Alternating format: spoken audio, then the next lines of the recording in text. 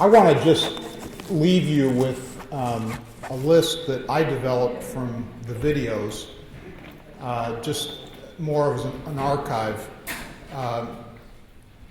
regarding the wonderful student, Come Follow Me. The questions that the main questions I was asking you are about applying it here.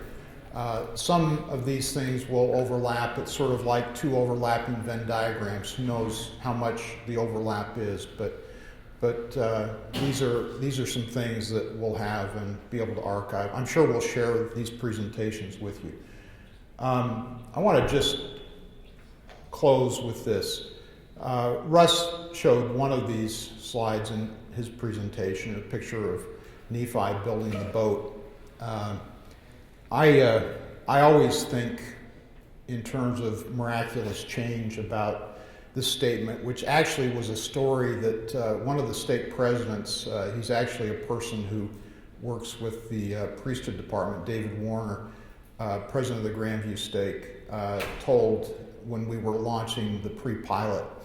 And he just said, this came out of a talk. I'm sure you've heard this story from President Bednar, or statement, but just came out of a talk that he gave at Rick's College, I think, when they were converting to be BYU Idaho. And he said, in essence, then, Nephi was commanded and instructed to build something he had never built before in order to go someplace he had never been before. May I suggest that Nephi's experience in building that ship is a model for us. We too must build something we have never built before in order to go someplace we have never been before.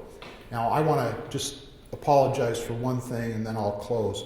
I said correlation when I should have said curriculum earlier, so that is a very important point. I was talking about much more radical change in terms of the church than actually occurred. So it was the curriculum department that was merged into the priesthood department. I apologize for that. But I do want to close by testifying that I know when the prophet David O. McKay saw BYU Hawaii, that he saw the vision of what this place can become. And I know that part of the scope of that vision involved a lot of miraculous changes. And I also testify that through the Come Follow Me experience that I realized the importance of learning and teaching. It's at the core of all of this miraculous change that we want to occur that fulfills President McKay's vision for this place. I just would challenge you and invite you to continue to explore this idea of miraculous change and let it suspend your disbelief for a while, as Come Follow Me has done for me, and help you to think bigger and to understand that the great orchestrator is always there, and at his time and place, miraculous things can happen.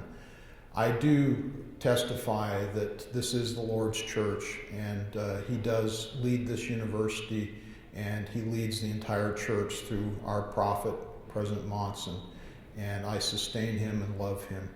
And I just, I want to just leave my expression of love and a promise to you that if you continue to explore this issue, that your personal visions, your personal acting of your part will be fulfilled, and you'll feel like I feel with Come Follow Me, where I've been a small bit player in a marvelous, miraculous change.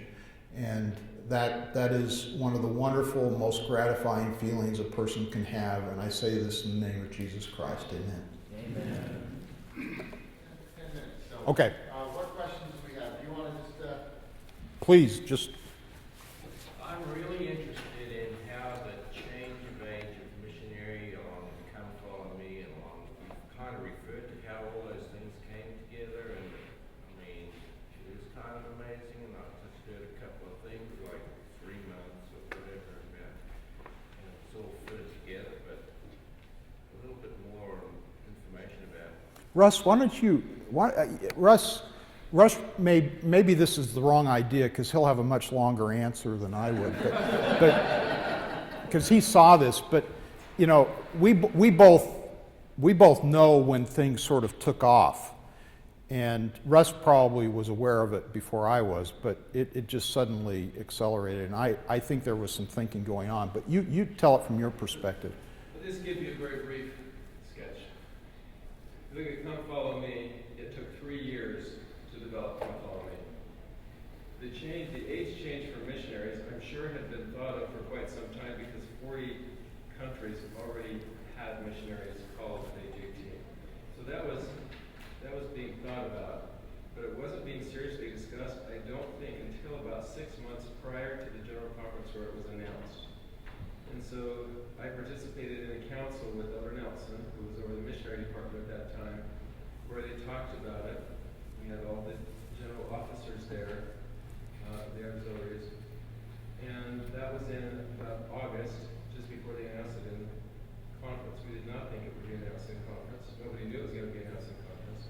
But the important thing was that when this happened, after it had happened, Elder Hales got us all together and said, you need to know that the age change in missionaries would not have happened without Come Follow Me being released before that. Because the First Presidency said, now we have a way to help younger missionaries, young people, prepare to be missionaries, beginning at age 12, really, and Come Follow Me, rather than having a little missionary prep thing at age 17. So it said that was integral. These two things were kind of tied, but Brother Piper said one day it was being orchestrated from above. So because we were not talking with each other, we were in different departments. But Elder Holland passed through here a couple of years ago to talk about the concern about young adults and so on. It also has an impact on that. Absolutely. That was being thought about, years, and even years before Alan was on that committee. That was being talked about by Elder Hafen a lot. And it was all this theme of deeper conversion. That was driving all these threads of activity. Please. I feel like I'm missing out on a big part. What is Come Follow Me? I haven't been involved with the youth. Oh, I'm sorry. Other than a Cub Scout, I'm trying to put it all together. I read Preach My Gospel several years ago with my family, but us old guys, what's going on? The easiest thing to do is go to the LDS.org, find the what is the subtitle? Resources, I think, is what it is, and then look down at Sunday school, or you could do young men or young women, and it'll take you to the materials, and you can get all the background. But it is the new youth curriculum, and it is. Again, I'm sorry, I should have made that clear. But it's not just the new youth curriculum; it's a way how it's being implemented. It's the curriculum has a common pattern to it that you'll quickly recognize, and I've been assuming that everybody knew that, but yeah, if you haven't been involved in the youth organization, you could be a little blind to this. Yeah, I understand. Oh, please, and then. On our university, we've been instituting a learning framework. BYU Idaho has been doing their thing with their learning model. So those are two institutions I'm familiar with and trying to get the students more actively engaged in the classroom. What about BYU Provo? Have they instituted any kind of learning model framework to try to get some more student involvement in the classroom? Alan was involved. When Alan was the academic vice president, he was involved in a program called Mentored Student Learning, which is really a mentoring process, but it's all around engaging students in action. At the Marriott School right now, again, I think we're a little bit.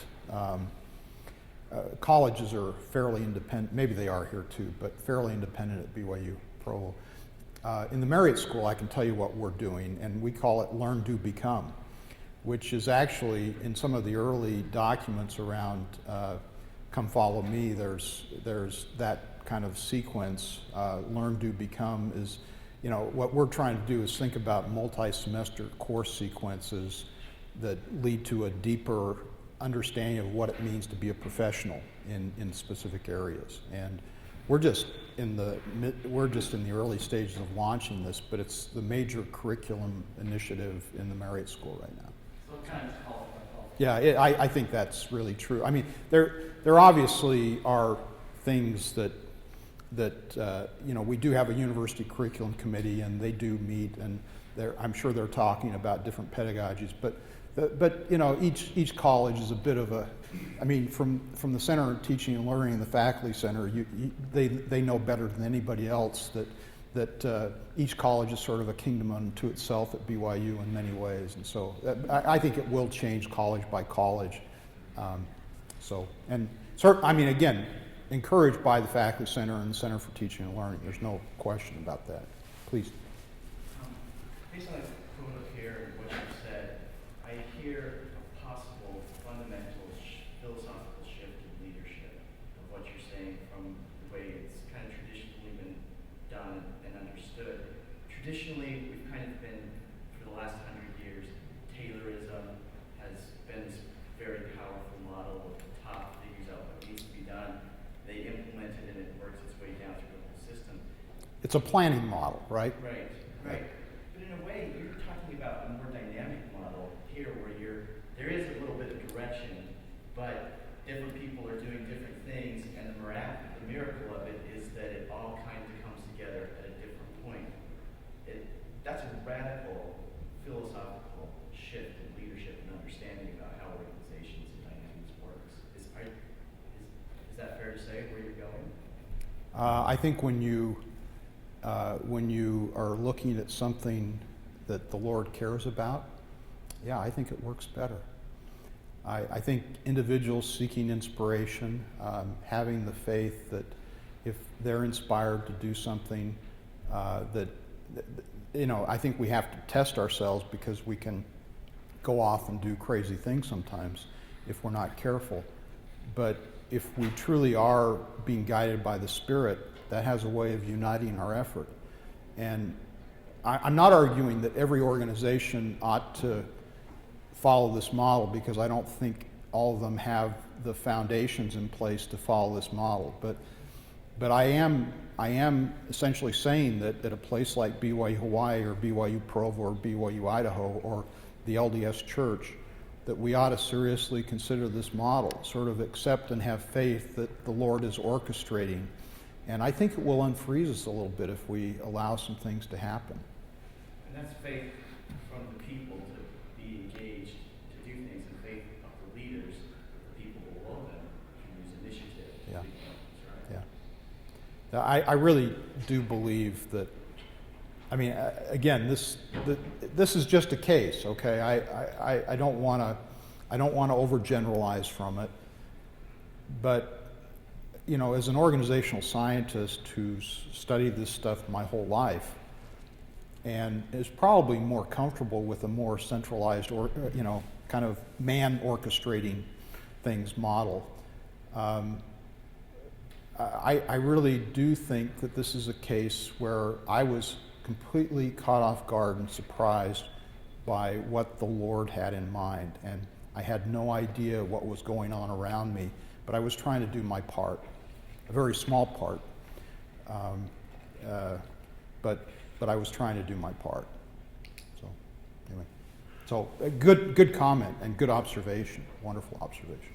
One more, and then we probably better stop. I'm not entirely sure if this is going to come out as a question or more of maybe a clarification, but I think what we're talking about here, particularly at the BYU schools, is that we're talking about principles of Zion and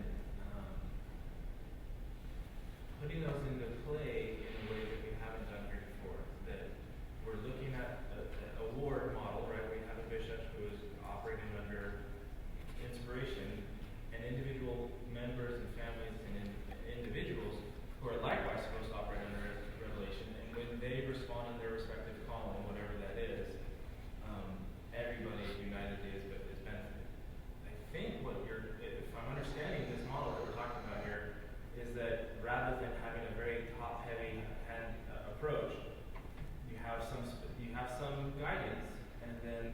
individually faculty or courses do things that perhaps unknowingly are coming together and create a unified whole, in my mind, that's very much an element of design. That's how I envision design operating. Yeah. We're not dictated to, but we operate individually in our respective capacities and collectively that brings us together. Based upon a form, and this is where the jazz metaphor versus the orchestra conductor's score comes into play. And I have written about this theoretically around organizations. I have a book called Real-Time Strategy that talks about this model of strategy, actually. So, you know, that's not completely foreign to me, what you're talking about. It's sort of the way I think things. I just think in this overly complex world in which we live, we need to live by a little more faith, and we ought to have principles and ordinances that guide what we do, but let's apply the principle of agency and not over-specify what people are told to do. I think that sort of fundamentally is the idea. Yeah, thank you. Well, this has been a treat for me, and I'm sorry I haven't managed my time very well, but it really has been a treat. Thank you so much.